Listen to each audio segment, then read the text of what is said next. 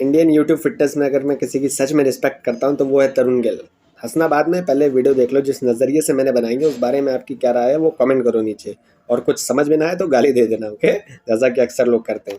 So YouTube Indian health and fitness category में अगर कोई एंटरटेनमेंट लेके आया है मेरे हिसाब से तो वो है तरुण गिल। फिर वो चाहे एमबीएन ट्रांसफॉर्मेशन सीरीज हो या फिर जस्ट फैट 28 डेज में कैसे खत्म करे, इसको लेकर जो वो प्रोग्राम बेच रहे हैं अपना, उसको लेकर जो क्रिटिसिज्म फेस करना पड़ा हो उन्हें, सब मज़े लेते हैं।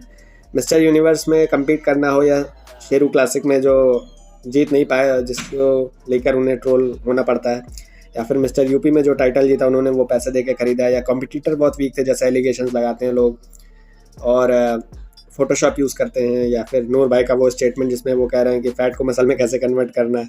सो तरुण गिल को आज की डेट में उनके कंटेंट को लेकर क्रिटिसाइज़ करना बहुत ईजी है, फिर वो चाहे उनकी यूजलेस एडवाइसेस हों वेट लॉस बेल्ट वाली, या फिर एक्सरसाइज जो करके दिखाते हैं उसमें उनकी रेंज ऑफ मोशन।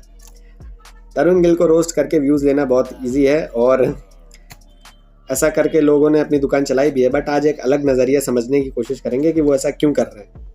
उससे पहले आपके लिए एक सवाल कि आपने अब तक तरुण गिल पर कितनी रोस्ट वीडियोस देखी हैं, नीचे कमेंट करो। अभी 1 मिनट के लिए आप भूल जाओ कि ये वीडियो तरुण गिल पर है और सोचो कि इंडियन यूट्यूब फिटनेस में क्या चल रहा है। नैटी और नॉट, साहिल खान को बॉयकॉट करो, भरत सिंह वालिया कंफ्यूज हैं कि वो बॉडी बिल्डर हैं या पॉलिटिशियन है, कोई जहर चाट रहा है, कोई रिसर्च पेपर पढ़ के खुद को साइंटिस्ट समझ रहा है। तो इन नेटशल जो कंटेंट आजकल काइंड ऑफ कूल समझा जा रहा है या जो लोग देखना पसंद कर रहे हैं, वो तरुण गिल ऑलरेडी 2015-16 में कर चुके हैं अपने चैनल पर।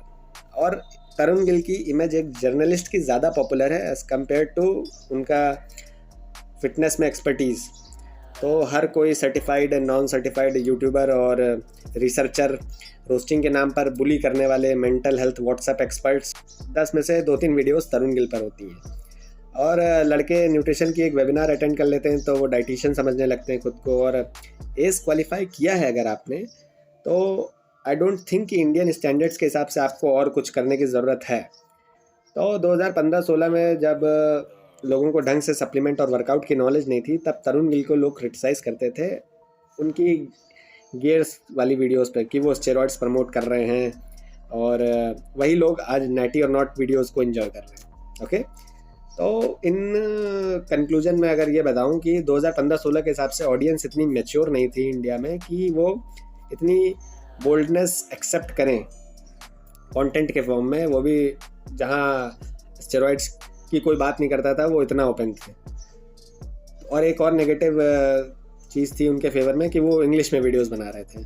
आज इंडियन यूट्यूब फिटनेस में कितने ऐसे लोगों को आप जानते हैं जो पीरियोडाइजेशन के बारे में बात करते हो, या इंजरी के बारे में बात करते हो, या प्रोग्रामिंग कैसे करनी है वो बताते हो, या फिर विमेन हेल्थ कैसे मेंटेन करनी है वो बताते हो, या फिर मेडिकल इश्यूज़ पे बात करते हो, या फिर सप्लीमेंट इंडस्ट्रीज़ को एक्सपोज करना या डार्क सीक्रेट फिटनेस इंडस्ट्री के वो दिखाते हैं।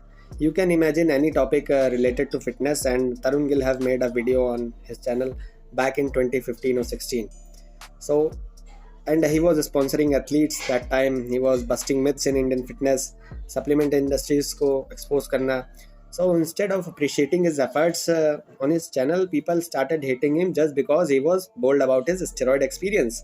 आज वही लोग दूसरे यूट्यूबर्स को अप्रिशिएट करते हैं कि वाह भाई आप तो कितने ऑनेस्ट हैं, आप कितने ट्रांसपेरेंट हैं अपनी सब्सक्राइबर्स से, सॉरी फैमिली से। जहां आजकल लोग एक दूसरे के साथ कोलैब करने से डरते हैं कि अगर मैं इसको फीचर कर दूंगा क्या पता ये कल को मुझसे ज़्यादा पॉपुलर हो जाए, या फिर अपनी ब्रांड वैल्यू के बारे में सोचते हैं कि अरे ये तो छोटा एथलीट है या छोटा यूट्यूबर है, इसको मैं कैसे फीचर करूँ अपने चैनल पर। So without thinking about any such thing he promoted every athlete, every YouTuber on his channel from every part of the nation, and you can't deny this fact. और मुझे ऐसा लगता है यहीं से उनकी इमेज नेगेटिव होती चली गई ब्रेनलेस बॉडी बिल्डर्स की हाँ में हाँ मिलाते मिलाते, और इंटरव्यूज़ को मैक्सिमम रीच दिलवाने के लिए he started playing the dirty game of thumbnail and title.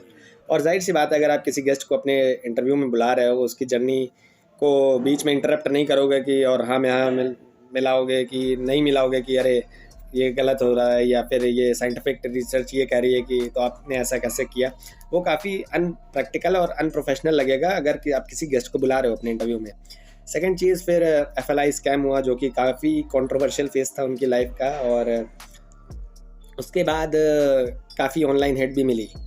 So before you started thinking Tarun Gill is बेवकूफ, you are बेवकूफ. Let me tell you why. In one of his videos, he told his viewers that he used to play squash professionally.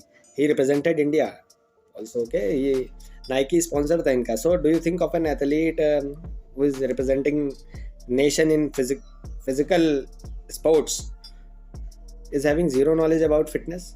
मैंने तो ऐसा किसी को नहीं देखा आज तक. So in one of his videos, he also told that he is ACSM certified personal trainer and nutritionist.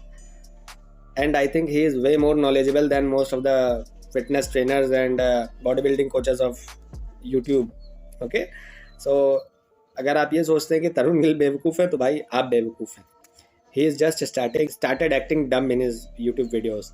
Let me tell you why. इसका एक रीज़न ये भी हो सकता है क्योंकि when he was making honest videos in 2015-16 तो internet literacy India में उतनी नहीं थी और लोगों ने बहुत क्रिटिसाइज़ किया उनको और ऑनेस्टी जो उनकी आंखों में दिखती थी 2015-16 के टाइम वो आज कल मिसिंग है. एक रीज़न इसके पीछे ये भी है बिकॉज जब आप एजुकेशनल कंटेंट अपने चैनल पर बना रहे हैं there are very less chances you will get views. Okay, और एज अ क्रिएटर अगर आपको अपनी मेहनत का फल नहीं मिलता है तो at the end of the day you might feel low. Shreyas Kamat fitness है, उनका एक एग्जांपल से मैं आपको रिलेट कराना चाहूँगा. तो एक वीडियो है मान लो सपोज़, उसका टाइटल है एक दिन में 6 पैक एब्स कैसे बनाएं और एक दूसरा वीडियो है उसका टाइटल है एक साल में 6 पैक एब्स कैसे बनाएं. तो मैक्सिमम चांसेस यहाँ पे किसके ज़्यादा हैं कि कौन ज़्यादा व्यूज़ पाएगा. ऑफ कोर्स एक दिन में 6 पैक एब्स सब बनाना चाहते हैं आई थिंक.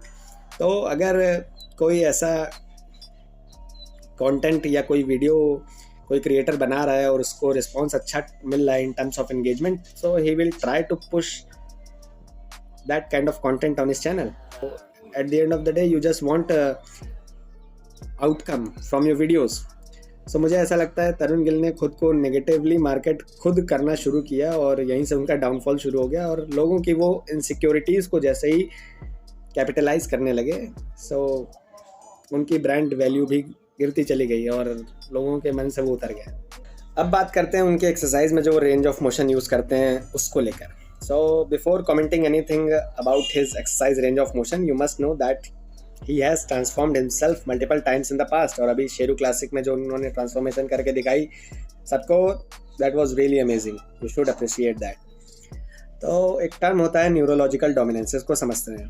तो किसी को देखो भाई जो बात है साफ, हर जिम में काफ़ी लोग होते हैं, सबको सेम तरीके से एक्सरसाइज करने पर सेम रिजल्ट्स नहीं मिलते हैं. तो जब दो लोगों को सेम तरीके से एक्सरसाइज करने पर सेम रिजल्ट्स नहीं मिलते हैं तो किसी भी साइंटिफिक थ्योरी पे कि यही इस रेंज ऑफ मोशन में या फुल रेंज ऑफ मोशन में करने से ज़्यादा है या ये करने से ज़्यादा आपको रिजल्ट्स मिलेंगे, ये बेवकूफ़ी है. अभी बता रहा हूँ क्यों. क्योंकि जो साइंटिफिक रिसर्चेज होती हैं और उनमें एक ग्रुप ऑफ पीपल को लिया जाता है, सेलेक्ट किया जाता है और उन पर रिसर्च करी जाती है. आप तो नहीं थे ना उस रिसर्च ग्रुप का हिस्सा, आप पर रिसर्च नहीं हुई है.